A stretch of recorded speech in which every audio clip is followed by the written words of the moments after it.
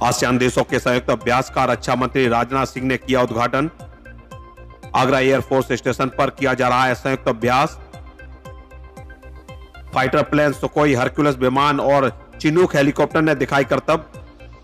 तिरंगा झंडे के साथ आकाशगंगा टीम ने 1000 फुट की ऊंचाई से लगाई छलांग। राजनाथ सिंह ने कहा, आपदा से निपटने में भारत दुनिया में बनेगा गुरु। रक्षा मंत्री ने कहा, आपदा में सभी देशों की मदद करेगा Bharat. Bharat make in India के तहत तेजी से कर रहा है तरक्की। सशस्त्र बलों और एजेंसियों के बीच आपसी तालमेल के लिए आगरा एयरफोर्स स्टेशन में आसियान देशों के 3 दिवसीय संगोष्ठी समन्वय 2022 के दूसरे दिन आज रक्षा मंत्री राजनाथ सिंह द्वारा अभ्यास सत्र का शुभारंभ किया गया। आगरा के वायुसेना स्टेशन पर आसियान देशों के संयुक्त अभ्यास में 2 फाइटर प्लेन सुखोई द्वारा आकाश में करतब दिखाया गया। इसके बाद C-130J हरक्यूलिस विमान, 2 एयरलाइट हेलीकॉप्टर और चिनूक हेलीकॉप्टर द्वारा जमीन पर लगी आग बुझाने और आकाशगंगा की टीम द्वारा करीब 1000 फीट की ऊंचाई से पैराशूट के साथ छलांग लगाकर प्रदर्शन किया गया। इस दौरान नागरिक प्रशासन, सशस्त्र बलों, NDRF, राष्ट्रीय आपदा प्रबंधन संस्थान, रक्षा अनुसंधान एवं विकास संगठन, सीमा सड़क संगठन, भारत मौसम विज्ञान विभाग, भारतीय राष्ट्रीय महासागर सूचना सेवा केंद्र के विशेषज्ञ और अधिकारी मौजूद रहे। बाद में रक्षा मंत्री राजनाथ सिंह ने 3 दिवसीय समन्वय 2022 को संबोधित करते हुए कहा कि दुनिया में आपदा से निपटने में भारत गुरु बनेगा। सुनामी हो या फिर भूकंप या अन्य किसी तरह की आपदा, सभी देशों की हर तरीके से मदद करेगा। इसकी वजह यह है कि अगर समय रहते आपदा की जानकारी प्राप्त हो जाएगी तो बचाव कार्य शुरू किया जा सकता है। उन्होंने कहा कि साल में एक बार बाढ़ आती थी, लेकिन मौसम में तेजी से आ रहे बदलाव के चलते आपदाएं लगातार बढ़ रही हैं। उन्होंने कहा कि देश मेक इन इंडिया प्रोग्राम के तहत तेजी से तरक्की कर रहा है। रक्षा मंत्री ने कहा कि भारत हर तरीके से आपदा से निपटने में पूरी तरह से सक्षम है और आसियान देशों की भी हर तरीके से मदद कर रहा है। उन्होंने भारतीय वायुसेना के कार्यों की प्रशंसा करते हुए कहा कि भारत में सुरक्षा लगातार बढ़ रही है, क्योंकि वर्तमान परिवेश में किसी भी तरीके की देवी आपदा से निपटने का पुख्ता प्लान होना जरूरी है।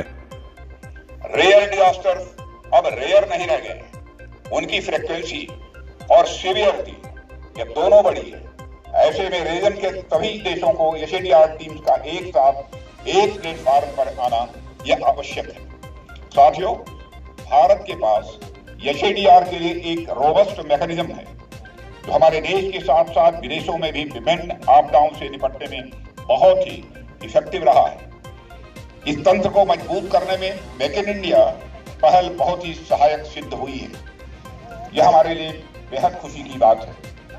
भारतीय आपदा प्रबंधन नीति के निर्माण के बाद अब हमारा फोकस संकट के प्रति रिलीफ सेंट्रिक अप्रोच से एक मल्टी प्रॉन्ग अप्रोच की ओर शिफ्ट हुआ है, जिसमें आपदाओं की prevention, preparedness, mitigation, response, relief और रिहेबिलिटेशन ये शामिल है।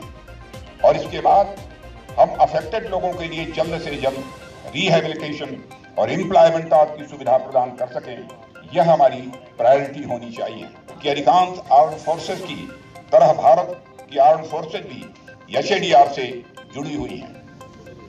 पर्याप्त साधनों से लैस एक एफिशिएंट, डिसिप्लिन और वेल ऑयल्ड ऑर्गेनाइजेशन होने के साथ साथ इन्होंने दशकों से मानव सहायता तथा आपदा राहत गतिविधियों के संचालन में महत्वपूर्ण भूमिका का निर्वहन किया है।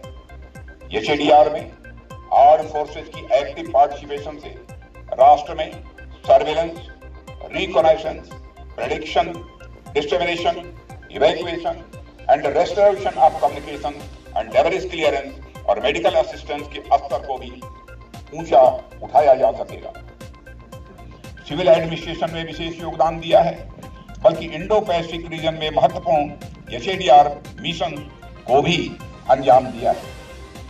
इन मिशन में वर्ष 2015 में यमन में हुआ ऑपरेशन राहत भी शामिल है, जिसमें युद्धग्रस्त क्षेत्रों से भारतीय नागरिकों के साथ साथ 40 अन्य देशों के नागरिकों की सुरक्षित निकासी और प्राकृतिक आपदा के दौरान श्रीलंका, नेपाल, इंडोनेशिया, मोजाम्बिक, मालदीव और मेडागास्कर में राहत कार्यों में सहयोग भी किया था।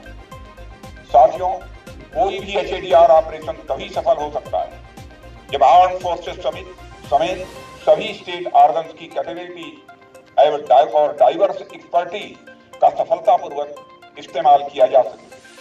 पर अब भारत एक रीजनल लीडर और इंडो पैसिफिक रीजन में एक नेट सिक्योरिटी प्रोवाइडर के रूप में आगे बढ़ा है। मल्टीलेटरल पार्टनरशिप को सुदृढ़ करने के लिए हमने रीजनल मैकेनिज्म्स के अंतर्गत इंगेजमेंट की ओर भी ध्यान दिया है। मित्रों, क्लाइमेट चेंज के विनाशकारी प्रभाव आज वैश्विक स्तर पर देखे जा सकते हैं। एशिया और विशेष रूप से इंडो पैसिफिक रीजन बार बार आपदा की चपेट में आने वाले संभावित क्षेत्रों में यह शामिल है, जिससे इनवैल्यूएबल ह्यूमन लाइफ के साथ साथ वैल्यूएबल प्रॉपर्टी का भी लॉस होता है।